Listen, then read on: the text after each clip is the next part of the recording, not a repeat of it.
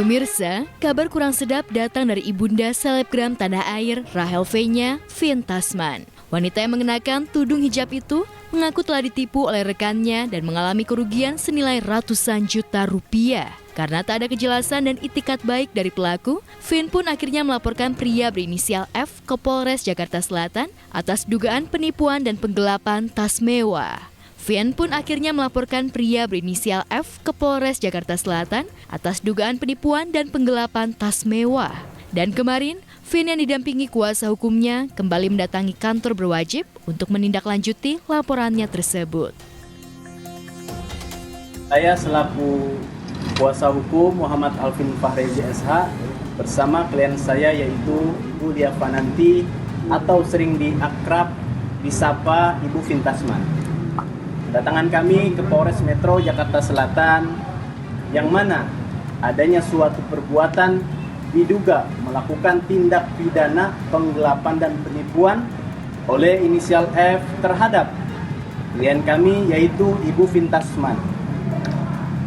Bahwa tertanggal 25 September inisial F sudah resmi ditetapkan menjadi tersangka sebagaimana surat pemberitahuan perkembangan hasil penyelidikan oleh pihak kepolisian.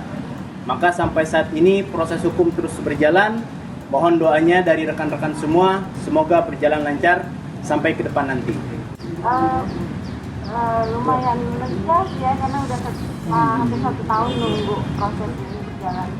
Oh yang sekarang ini kasusnya 150 tapi 180 untuk kerugiannya.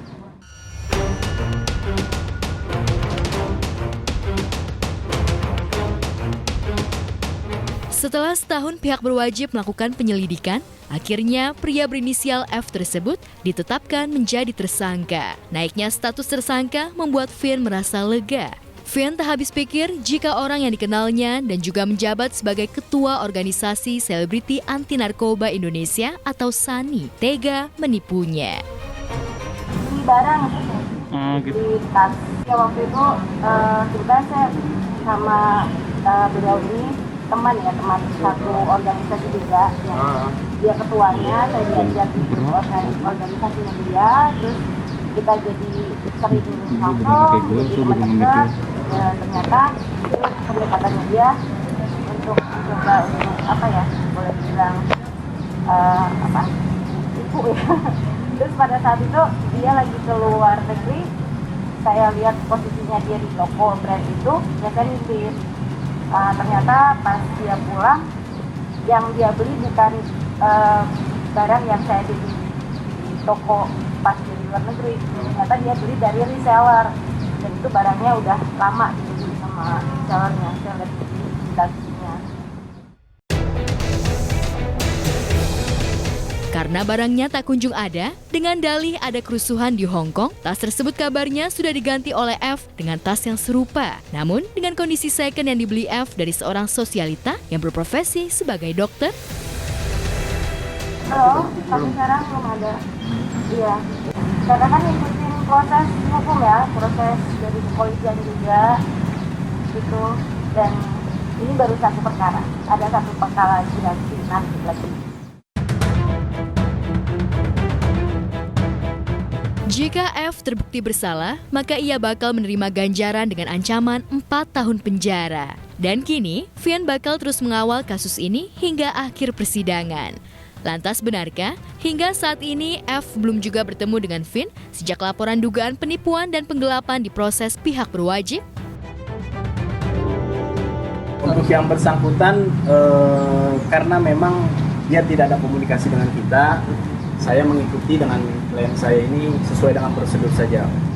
Yang pastinya kita sebagaimana sudah ditetapkan menjadi tersangka dengan dasar surat pemberitahuan perkembangan hasil penyidikan dari kepolisian. Sebenarnya dari proses dari awal membuat laporan itu kan memang kita ini kan kendala COVID ya. Walaupun sebagaimana suatu tindak pidana ini maupun adanya bencana atau kayak gimana pun ya dia harus diproses gitu.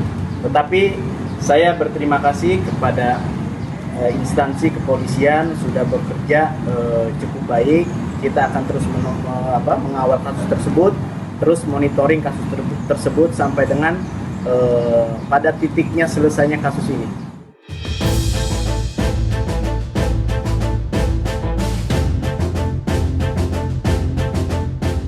Meski sudah menjadi tersangka, benarkah Vin ogah untuk membuka hati kepada F jika ia menemuinya untuk meminta maaf serta menyelesaikan masalah dengan baik-baik?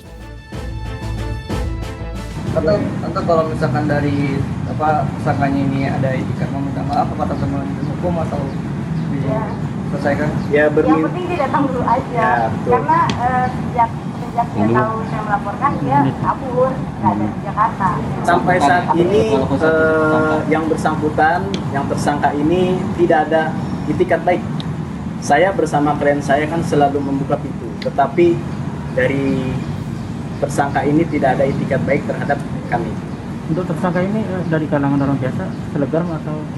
Kalau untuk dari kalangan orang biasa atau selebgram, saya kan kurang mengenal dengan dia. Mungkin dari klien saya ini kan kenal itu dari salah satu organisasi. Tapi berjalannya singkat cerita, ya dia mungkin punya peran juga lah